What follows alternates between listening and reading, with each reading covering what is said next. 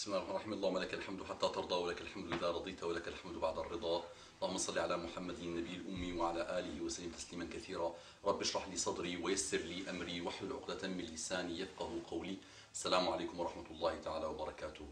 Que la paix d'Allah, sa miséricorde et ses bénédictions soient sur vous mes frères et sœurs dans le monde. Donc je continue l'histoire de la sœur, l'histoire intitulée « J'ai pas vu de saignement ».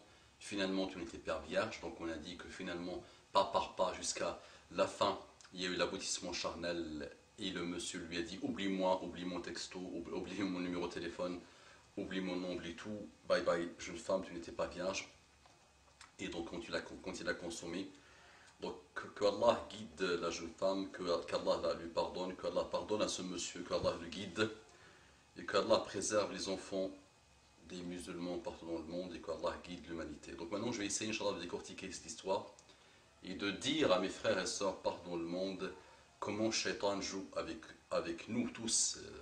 Je vous conseille vivement la lecture de livres Talbis Iblis, je l'avais déjà dit mais je vous le dis, c'est un livre de Ibn al-Jawzi, Talbis Iblis, pour voir comment Shaitan a fait tout au long de l'histoire humaine, comment il a fait, comment il fera jusqu'à la fin des temps.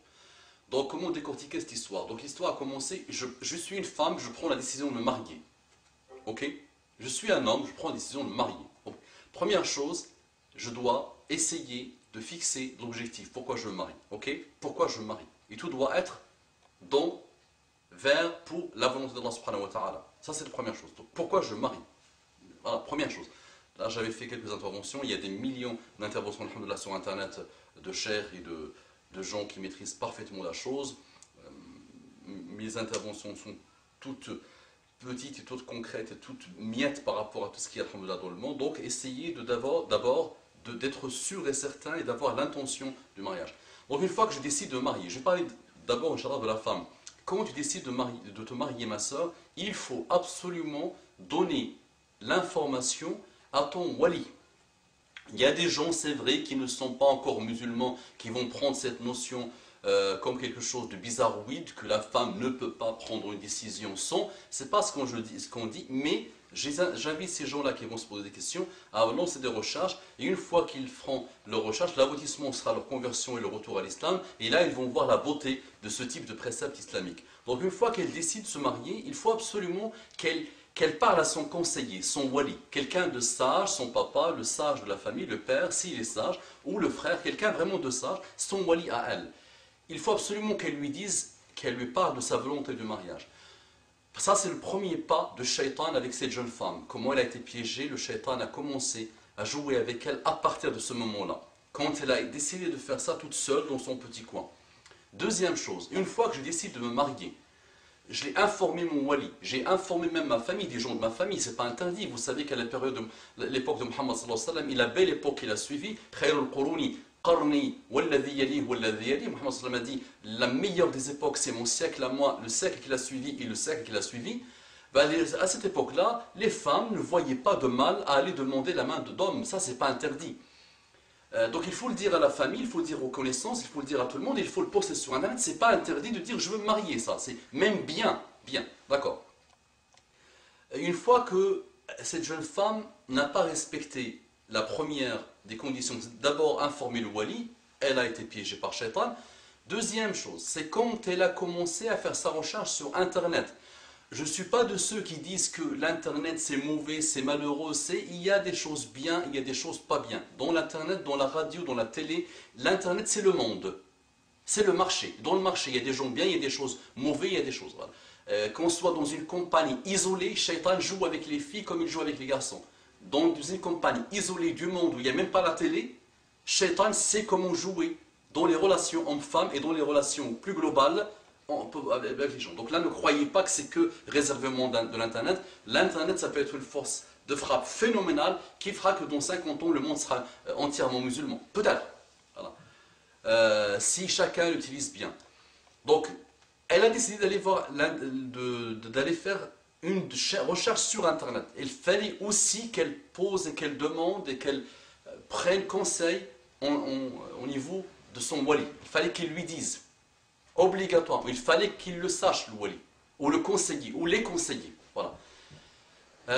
Une fois que c'est fait, Donc elle n'a pas fait cette deuxième étape, elle est tombée dans le piège. Le piège, sachez que le shaitan peut te dresser un piège sur 15, 20, 30 ans. C'est pas en une seconde le piège. Il peut, en fonction de ta personnalité, il joue avec toi sur le très haut voltige. Une fois qu'elle a fait ça, elle est rentrée sur Internet, elle a rencontré quelqu'un. On dit jusqu'à maintenant, le wali n'est pas informé. Au moment où elle a fait la rencontre de ce monsieur, première chose qu'il fallait qu'elle lui dise, monsieur, vous voulez vous marier? Ok. Moi je veux me marier, ok. Croire qu'on peut se connaître pendant 10, 15, 20 ans, ça ne sert à rien. On ne pourra jamais connaître la personne. On connaît la personne si on a une bonne décision de se marier. On fait les recherches comme Mohammed nous a demandé sur le futur mari, sur la future. Alors, mais ça c'est le wali qui le fait. Ou c'est les conseillers qui le font, c'est la famille qui le fait. Ces recherches-là sur le futur mari ou sur la future mariée. Donc à ce moment-là, le piège aussi a commencé vraiment à se déployer. C'est le moment où tu as rencontré le monsieur sur Internet, tu ne l'as pas dit à ta famille. Et tu ne lui as pas dit à lui-même, quand le mal est déjà fait, monsieur, ok, bah, vous voulez vous marier, bismillah, tenez le numéro de téléphone de mon wali, appelez-le, et on fait la première rencontre si vous voulez, voilà, dans le monde réel, avec mon wali, Inch'Allah. Elle n'a pas fait. Elle continue. On commence à se mettre dans MSN. Dans MSN, madame, une fois que tu es parti sur MSN, il fallait absolument qu'il y ait un wali. Ton conseiller, quelqu'un de ta famille, ton père, ton frère, ton oncle, quelqu'un vraiment de solide. Au moins, si tu ne veux pas, tu as la honte, tu as ce que tu veux, au moins dire à quelqu'un. Parce que quand ton shaitan joue avec nous, quand on est seul, il fait ce qu'il veut.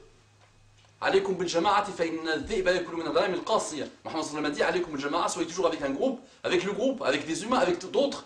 Parce que dhib, le loup, mange toujours la brebis galeuse, la brebis qui se met toute seule. Vous le savez très bien, donc il ne faut jamais être seul. Par rapport à shaitan, il ne faut jamais être seul. Toujours au moins dire à quelqu'un. MSN, monde de MSN.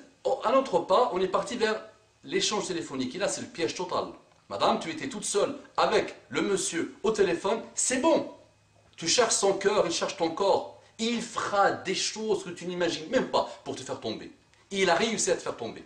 Donc madame, attention, je te le dis, à partir du moment où tu rentres dans ça, là, échange téléphonique, téléphone, tu es quitte. Quitte.